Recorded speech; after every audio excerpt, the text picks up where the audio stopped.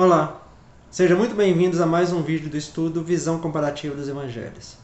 Meu nome é Wellington Lima, fico feliz em ter você aqui comigo hoje.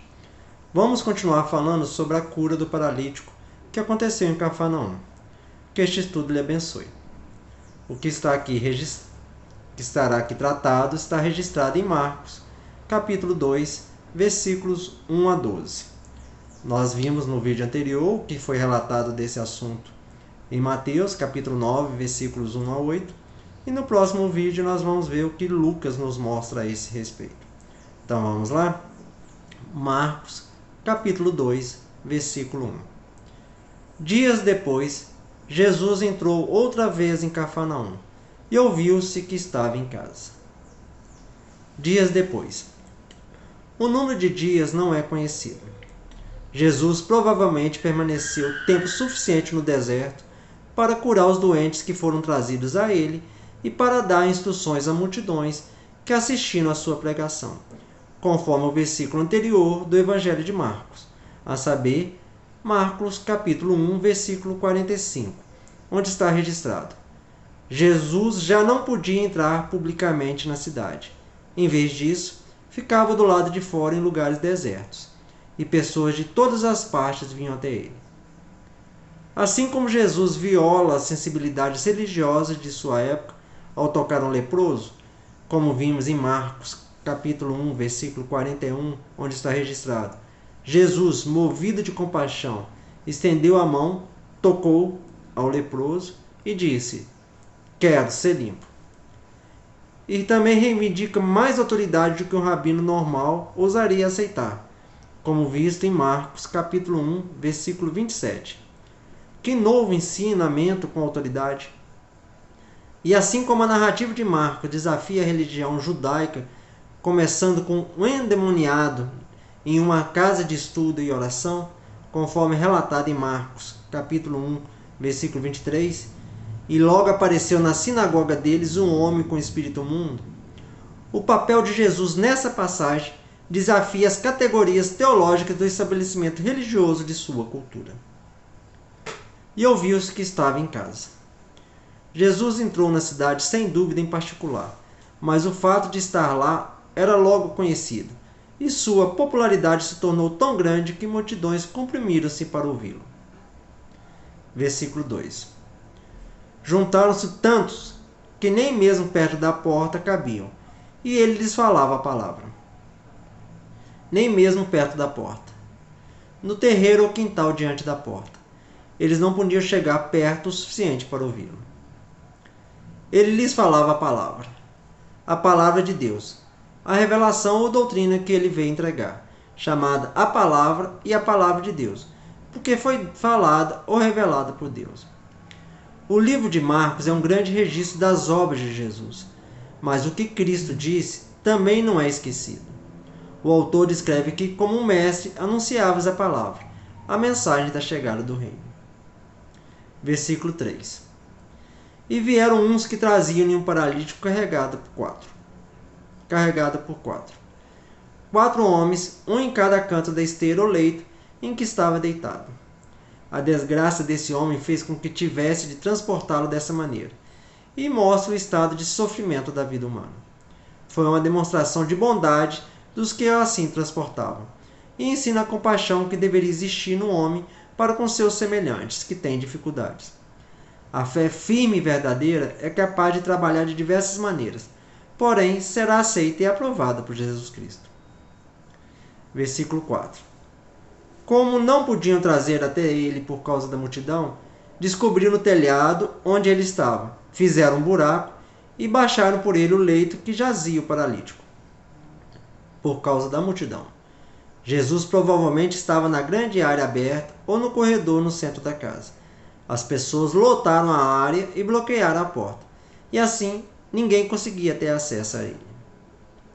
Descobriram o telhado. As casas geralmente tinham uma escada externa para que pudesse chegar ao telhado sem dificuldade.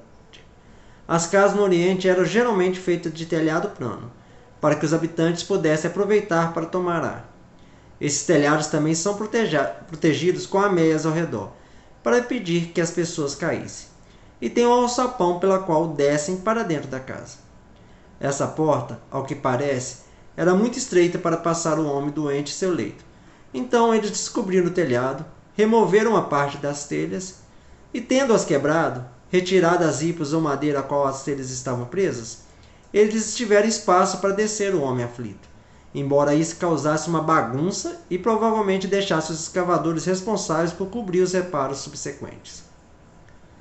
Versículo 5. Quando Jesus viu a fé deles, disse ao paralítico: Filho, os teus pecados estão perdoados. A fé deles, a confiança ou crença de que Jesus poderia curá-lo, manifestado por esses homens tendo feito esses esforços extraordinários para trazê-lo a ele. Os teus pecados estão perdoados. Os pecados deveriam ser expiados por meio de ofertas no templo. O judaísmo ensinou que apenas Deus pode perdoar pecados, mas a maioria dos judeus permitia que algum dos representantes de Deus pudesse falar em seu nome. A forma passiva, estão perdoados, poderia ser interpretada dessa forma.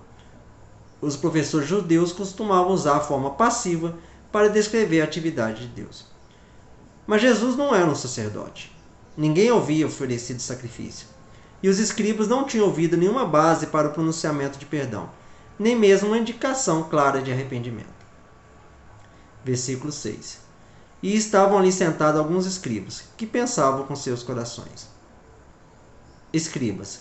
Estes escribas, juntamente com os fariseus, são eclesiásticos judeus que saíram das aldeias da Galiléia, Judéia e Jerusalém, para fazer suas observações sobre Jesus, observando tudo o que ele ensinava, embora ainda seu sentimento venenoso e assassino não tivesse se mostrado. Pensavam, literalmente, indagavam, questionavam. Versículo 7. Por que este homem fala assim? Ele está blasfemando. Quem pode perdoar pecados a não ser somente Deus? Por que este homem fala assim? Marcos descreve a oposição dos escribas que acusaram Jesus abertamente de blasfêmia. Ele está blasfemando. A palavra blasfêmia, nos escritos seculares, significa calúnia, maldizer ou qualquer tipo de linguagem ofensiva. Mas nas escrituras geralmente denota discursos ofensivos contra o ser, atributos ou operações de Deus, como quando atribuímos a Deus as fraquezas dos homens, ou aos homens as perfeições e operações de Deus. Significa também discursos irreverentes dirigidos diretamente a Deus. Se uma pessoa aceita a suposição dos escribas de que Jesus era um simples homem, só pode chegar à mesma conclusão. Ele dizia blasfêmia. O conflito básico relacionava-se com a divindade de Cristo. Quem pode perdoar pecados a não ser somente Deus? De fato, só Deus pode perdoar pecados. Ao declarar-lhes os pecados perdoados, Jesus reivindica sua divindade. Versículo 8. Imediatamente Jesus percebeu em seu espírito que assim pensavam em si mesmos. Então perguntou-lhes: Por que pensais assim em vossos corações? Imediatamente. Uma palavra-chave desse evangelho, para marcar as atividades do servo de Deus. Jesus percebeu em seu espírito, através do dom de palavra de conhecimento. Como o conhecimento sobrenatural foi especialmente atribuído aos profetas, como temos o exemplo no relato sobre Eliseu, no 2 Reis, capítulo 6, versículo 12. O profeta Eliseu está em Israel, o qual declara ao rei de Israel as palavras que tu falas em tua mais secreta câmara. Os ouvintes de Jesus provavelmente o veriam aqui como um profeta. A maioria dos professores judeus acreditava que os profetas, no sentido do Antigo Testamento, haviam cessado. Mas a maioria das pessoas ficava infeliz em buscar novas figuras proféticas, muitas das quais vinham como arautos do fim. Por que pensais assim em vossos corações? Novamente, ao dizer que sabia o que se passava nos corações dos homens de Cafarnaum, Jesus estava se identificando como Deus de Israel, porque somente Deus conhece o que vai no coração humano. Versículo 9. O que é mais fácil? Dizer ao paralítico: os teus pecados estão perdoados, ou dizer: levanta-te, toma o teu leito e anda? O que é mais fácil? Dizer e executar era o mesmo para Cristo. O que ele aqui disse ele fez: absorver pecados e curar doenças com sua palavra. Perdoar pecados é comparativamente um milagre mais difícil, embora invisível, e, portanto, Jesus acrescentou a cura externa para confirmá-lo. Levanta-te, toma o teu leito e anda. Alguns professores judeus aceitaram milagres como verificação de que um professor era verdadeiramente o representante de Deus. Outros não consideravam os milagres como prova suficiente se discordasse da interpretação do professor das Escrituras.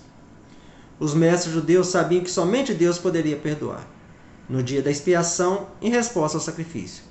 Mas também reconheceram que a cura, em última análise, vinha de Deus. Ambos eram de Deus, mas podiam ser anunciados por meio de agentes de Deus agindo de acordo com sua vontade.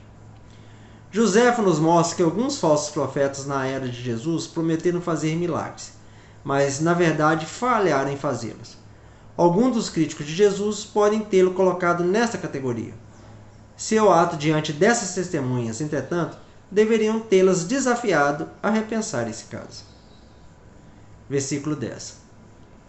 Mas para que saibais que o Filho do Homem tem poder na terra para perdoar pecados, disse ao paralítico. Para que saibais. A cura do paralítico tornou-se uma prova do poder de Jesus em perdoar pecados e, consequentemente, de sua divindade. Filho do Homem. Este é o título que Jesus escolheu para usar quase que exclusivamente para si mesmo.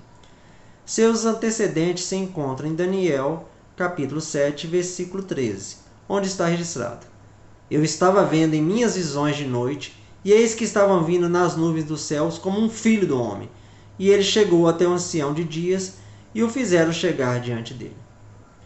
E também na literatura apocalíptica extra-bíblica dos judeus, onde se tornou uma designação do Messias.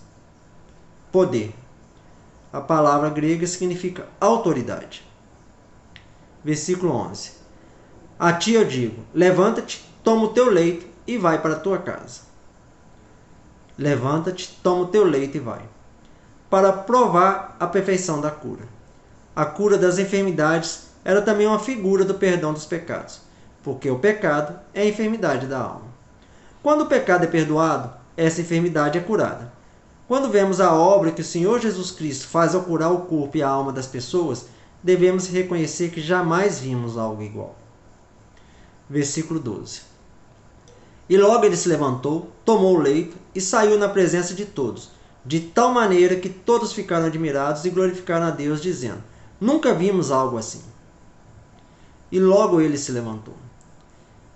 Que ele levantou-se logo indica cura instantânea, tão completa que o homem pôde carregar seu próprio leito. E saiu na presença de todos, demonstrando por aquele ato à multidão, cujos olhos maravilhados o seguiram enquanto ele passara através deles, que aquele que poderia operar um glorioso milagre de cura deveria de fato ter poder na terra para perdoar pecados. Todos ficaram admirados, até os próprios escribas por um tempo. O resultado foi que admiraram todos. Ficaram tão aturdidos que ficaram fora de si. O verbo aqui significa sair do lugar ou descontrolar-se. Glorificaram a Deus.